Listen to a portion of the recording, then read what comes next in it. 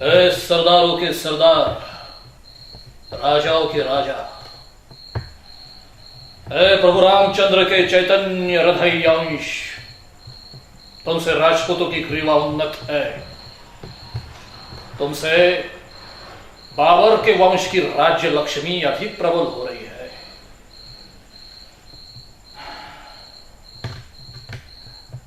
मैंने सुना है कि तुम मुझ पर आक्रमण करने आए हो।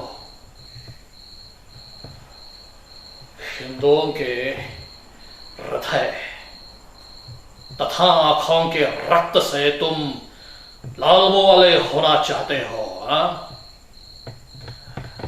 लेकिन तुम ये नहीं जानते कि ये तुम्हारे मुंह पर कालिक लग रही है, क्योंकि इससे देश और धर्म पर आपत्ति हो रही है।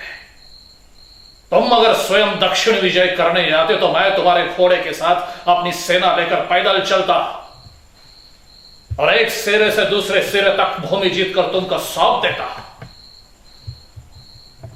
लेकिन इस वक्त तुम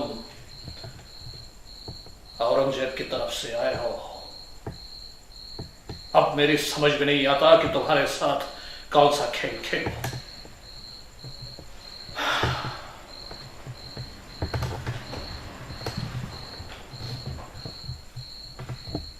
अब यदि मैं तुमसे मिल जाऊं तो यह पुरुषार्थ नहीं होगा, और शेर जो है वह लोमड़ीपन नहीं करते। और यदि मैं तलवार से काम लेता हूं तो दोनों तरफ हानि हिंदुओं की होती है। और मुझे इसका खेद है कि यौनों के खून पीने के अतिरिक्त मेरी तलवार को म्यान से निकलना पड़े। औरंगजेब वो धर्म तथा न्याय से वंचित पापी प्राणी जो मनुष्य के रूप में राक्षस है, जब अफजल खान से कोई श्रेष्ठता प्रकट न हुई, ना शाइस्ते खान की कोई योग्यता दिखाई दी, तो उसने आपको हमारे युद्ध के निमित्त नियत किया है। वो खुद तो हमारे आक्रमण सहने की योग्यता नहीं रखता। अरे वो चाहता है कि सिंहगण आपस में लड़कर घायल तथा शांत हो जाए, जिससे कि गीदड़ जंगल के शेर बन बैठे। ये गुप्त भेद आपके समझ में कैसे नहीं आता? अगर आपके तलवार में पानी है और घोड़े में दम है तो हिंदू धर्म के शत्रुओं पर आक्रमण करो, उनकी जड़ खोद डालो। हाँ, उस नीच औरंगजेब के खुमा पर क्या अभिमान करते हैं?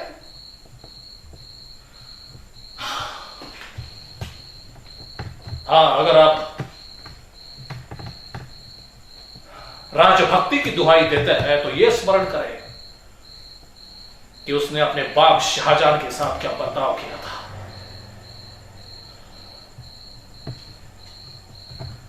अब यह अवसर हम लोगों के आपस में लड़ने का नहीं है। हिंदुओं पर इस समय कठिन समय चल रहा है। हमारे लड़के लड़कियां देश धन देवालय सब पर संकट आया हुआ है। अगर कुछ देर तक यह ऐसे ही चलता रहा तो हमारा कोई चिन्ह इस पृथ्वी पर नहीं रहेगा। बड़े आश्चर्य की बात है कि ये मुट्ठी भर लोग हमारे इतने बड़े देश पर अपनी प्रभुता जमाए हुए हैं। इस वक्त हमें हिंदुस्तान और हिंदू धर्म की रक्षा के लिए अत्यधिक प्रयत्न करने चाहिए। आप नहीं समझते? चारों ओर से धावा करके तुम लोग युद्ध करो, मैं इधर से उन दोनों बादशाहों की गर्दन निकाल देता हूं, और फिर हम लोग हमारे सेनाओं को, हमारे फौजों को दिल्ली में पहुंचा दे। फिर ना रहेगा औरंग ना उसका तेजेब औरंगजेब। हम लोग शुद्ध रक्त से भरी नदी बहा दें और उसमें अपने पितरों की आत्माओं का तर्पण करें। ईश्वर की सहायता से हम उस औरंगजेब का स्थान पृथ्वी के नीचे कब्र में बना दें। ये कोई कठिन कार्य नहीं है, कोई कठिन काम नहीं है। तो हृदय अगर एक हो जाते हैं तो पहाड़ भी तोड़ सकते हैं।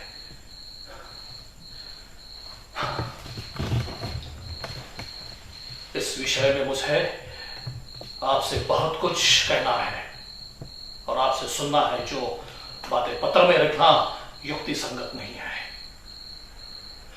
मैं चाहता हूं कि हम लोग मिलकर परस्पर बातचीत करें। आप चाहे तो मैं आपके समक्ष बातचीत करने चलाओ। तलवार की शपथ, घोड़े की शपथ, धर्म की शपथ तथा देश की शपथ लेता हूं। इससे आप पर कोई आपत्ति नहीं आएगी। अफजल खान के परिणाम से आप शंकित न हो।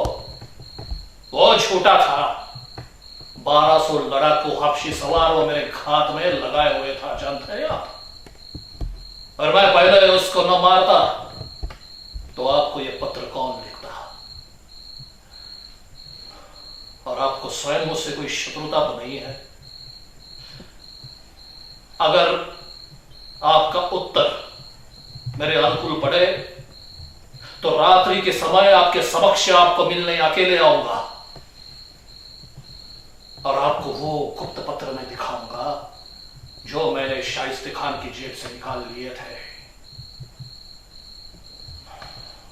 और अगर मेरा यह पत्र आपके मन के अनुकूल न पड़े तो फिर मैं और मेरी काटने वाली तलवार तथा मेरी सेना कल सूर्यास्त के बाद मेरी तलवार म्यान से बाहर आएगी। बस आपका भला हो। शिवाजी।